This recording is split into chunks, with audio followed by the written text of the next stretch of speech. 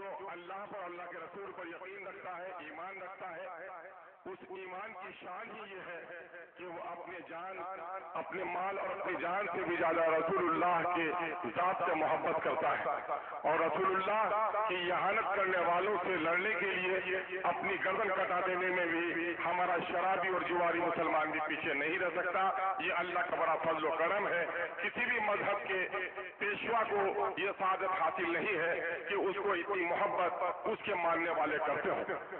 ہم نبی مکرم صلی اللہ علیہ وسلم کی اہانت کرنے والوں کی مذمت کرتے ہیں، اور ایک بات ملت سے عرض کرنا چاہتے ہیں، شیر کی تصویر کو بچہ پھاڑ دیتا ہے، بلی اور بلی کو دیکھ کر چیختے ہوئے ماں کے آغوش میں چلے جاتا ہے۔ یقیناً ہے وہ مردود ہے، وہ مغضوب ہے جو نبی کی شان کے خلاف بات کرتا ہے۔ لیکن مسلمانوں، آج ہمارا حال کیا ہے؟ ہم اپنی شادیوں میں رسول اللہ کی سنتوں کو توڑ رہے ہیں، معاملات میں ہمارے ہاں بہنوں کے ترکے سے ہم بہنوں کو محروم کر رہے ہیں۔ آج مسلمانوں کی 70% آبادی کا یہ علاقہ ہے، اور ہماری یہاں سیاسی اعتبار سے اتنی بے وزن ہم ہو کر رہ گئے ہیں کہ آج اس وقت RSS کے لوگ اس کو یوٹی بنانے کی کوشش کر رہے ہیں۔ ہمیں اپنی سیاسی کھوئی ہوئی عظمت کو بھی تلاش کرنی پڑے گی۔ آج بندھن لون میں 70% آبادی ہماری ملوث ہو گئی ہے۔ ہماری شادی بیاہ میں مسلم اور غیر مسلم کے شادی بیاہ میں کوئی فرق نہیں نظر آتا ہے۔ محرمات اور غیرمات، اور آج مسلم کے شریف خاندانوں میں دلہنوں کو سجا کر تصویریں لی جا رہی ہیں۔ تو آخر ہم کس رسول کی عظمت کے لیے اٹھتے ہیں؟ یقین جانیے ان چیزوں نے ہمیں بڑا کمزور کیا ہے۔ دوسری طرف مسلکی اور مکتب فکر کے اختلافات نے بھی ہمیں بہت کمزور کیا ہے۔ حکیم الامت نے پہلے کہہ دیا تھا، منفرد ایک ہے اس قوم کی، نقطہ بھی ایک ہی سب کا نبی، دین بھی، ایمان بھی ایک، حرم پاک بھی، اللہ بھی، قرآن بھی ایک۔ کیا ہوتا بڑی بات جو ہوتے مسلمان بھی ایک؟ کہیں فرقہ بندی اور کہیں ذاتیں ہیں، زمانے میں پینپنے کی کیا یہی باتیں ہیں؟ اشعار مجھے صحت کے ساتھ یاد نہیں ہے، لیکن میں آپ کو بتانا چاہتا ہوں کہ اس وقت ان فرقہ بندیوں نے بھی ہمیں کمزور کیا ہے۔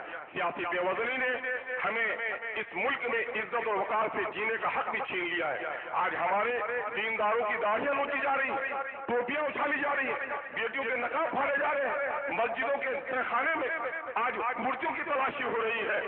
اس کی سب سے بڑی وجہ ہے کہ ہم اس ملک میں، اس ملک کے آزاد کرانے میں ہمارے صلحاء اور ہمارے بزرگوں نے جو قربانیاں دی ہیں، اس ملک کی آزادی میں ہم وہ نمایاں رول ادا نہیں کر پا رہے ہیں۔ ہم اللہ رب العزت سے دعا گو ہیں کہ اللہ تبارک تعالیٰ ہمیں توفیق عطا فرمائے۔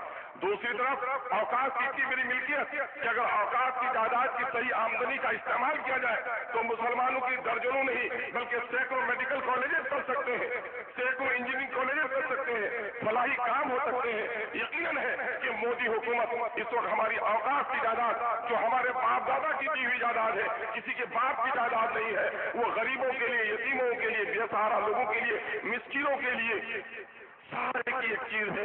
نبی کریم صلی اللہ علیہ وسلم نے مسجد نبی تعمیر کری تو اس زمین کو وقف کیا۔ اوقاف کا سلسلہ حضرت عمر فاروق رضی اللہ تعالیٰ عنہ کے زمانے میں کافی آگے بڑھا ہے، اور اس اوقاف کے معاملے میں آج حکومت کی بہت ہی ناپاک نظریں ہم پر اٹھ رہی ہیں۔ میں آپ سے پوچھنا چاہتا ہوں کہ مودی کا یہ کام غلط ہے، ناپاک ہے کہ اگر وہ ہماری اوقاف پر حملہ کرنا چاہتا ہے، لیکن کشن گنج کے مسلمانوں صرف یہ طے کر لو کہ کشن گنج میں جتنی زمینیں کی ہے ان حرام خوروں کے پیٹ سے نکالنے کے لیے اگر ہم کامیاب ہو جائیں گے، یقیناً ملک میں بھی ہم کو کامیابی مل جائے گی۔ آج بات کہی جا رہی ہے کہ اوقاف کی جائیداد کو قبضہ کون لوگ کیے ہوئے ہیں؟ اوقاف کی جائیداد کو زیادہ قبضہ کیے ہوئے، میں وقف بورڈ کا ریاستی ممبر رہا، جب میں بہار شریف میں گیا تو وقف کی دکانوں کا کرایہ 500 روپے تھا، اور وہی جو نیچی دکان تھا 2500 روپے کرایہ تھا۔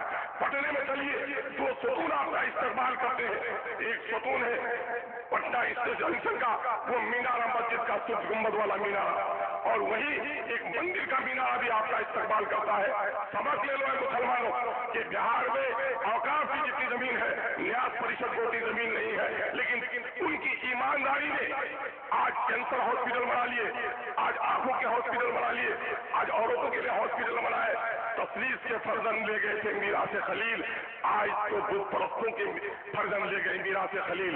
आइए हम और आप अहद करें कि अपनी जमीयत को मजबूत करेंगे, अपनी जमात को मजबूत करेंगे। सियासी एतबार से हमारी जो बेवजनी हो रही है, इस बेवजनी को तलाश करेंगे। जो लोग सियासी बसीरत नहीं रखते हो, जो लोग दीनी बसीरत नहीं रख सकते हो, वो हमारी क़यादत नहीं कर सकते। हम अपनी सफों में सियासी बसीरत पैदा करें और दीनी अहमियत के बगैर कोई सियासी बसीरत भी काम आने वाली नहीं है। दीनी अहमियत पैदा करें। एक बड़ी आलिम दीन हजरत मौलाना वली रहमानी साहब दामद नव्वर अल्लाह बरकतहू ने क्या तारीखी जुमला कहा था, एक ही शगन के मुसलमानों, सीमांचल की पट्टी में बसने वाले मुसलमानों, तुम्हारी तादाद तो इतनी ज्यादा है कि मिल्लत के मुल्क और मिल्लत के दरपेश मसाइल की लहरें यहाँ से उठनी चाहिए थी। अफसोस कि लहरें तो तुम्हारे यहाँ नहीं उठती, जो लहरें दूर से चल कर आती है वो लहरें भी थम जाती है। अल्हम्दुलिल्लाह यहाँ के मिल्लत के गयूर हमारे उलमा ने अब इस सबक को दोहराया है।